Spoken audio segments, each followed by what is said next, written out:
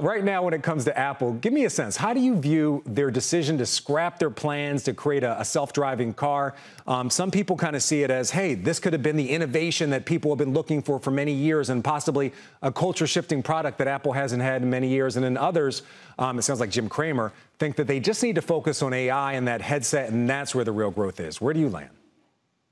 I think you have to read behind the headline for this one. Of course, they're canceling the project, but why are they canceling the project? To me, after doing my reporting, I think it's been a cultural issue that's held Apple back from being able to build an electric car or an autonomous car. We're talking about a design-led process that in some cases had sensors that were required for autonomous driving buried deep within the car and limiting their field of view because the car would look better. And they spent years on this, $10 billion according to some reports, and weren't able to come away with a product. So to me, their inability to actually ship this thing is the real concerning thing. Now, investors saying that the car is off the table now and they're going to focus, is secondary. To me, primary is really what is going on inside Apple. Where is that culture coming up short that it was unable to produce results here? All right. One other thing I want to ask you about, Apple shareholder meeting later today, and then we're going to turn our attention back to Alphabet. In the shareholder meeting, there's one proposal that really caught my eye, and I bounced this off of you. It's the AFL-CIO index funds. They're asking Apple to apparently prepare a transparency report on its use of AI in its business operations and disclose ethical guidelines that Apple has adopted regarding the use of AI. What's your take on this? Apple's actually asking shareholders to vote no on this because they're worried about revealing some of their competitive positioning.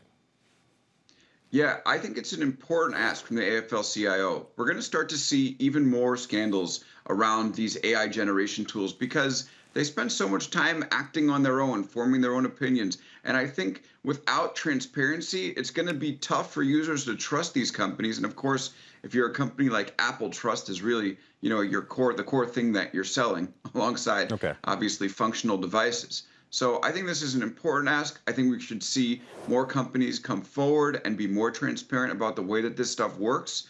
And like you mentioned, I think Apple is asking voters to turn it down. So I don't think there's a lot of chance that this is going to pass. But maybe it will set off some alarm bells inside Apple when they say if they're going to ship something in WWDC, maybe there should be a transparency report that accompanies it. I think it's a good idea. Let's come full circle on this one. And I wanted to take you down the road to Apple to bring you back to here. We see some shareholders asking Apple to reveal transparency, ethics. What do you think Google, Alphabet, has to do regarding its AI and its processes? What do they have to do to regain that trust when it comes to not only customers, but investors? Stocks moved into negative territory for the year following some of these issues. Absolutely. Well, they're talking internally about structural changes, right? So I think that's important, right? What is going on in the process? It's not just the mistake itself, but it's the incompetence, the organizational issues that led us to this moment that Google should really be concerned about.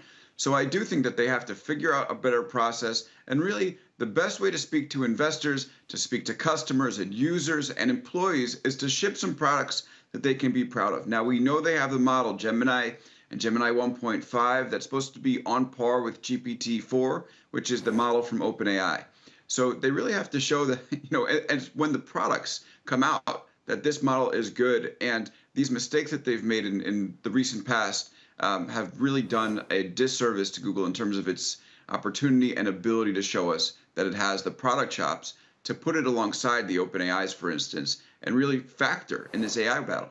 Some of these mistakes were actually quite a bit controversial, Alex. So I want to ask you, referring to this request for at the Apple shareholder meeting, does Alphabet, do they need to release a report just kind of creating more transparency, how their tool is coming up with these results, what's going on, who's involved in these processes? I think that's the number one key here, because when you think about Google, what Google's great at is pointing you to the web, right? Their job basically in the past was getting you from point A to point B in the most efficient way possible and satisfying some curiosity.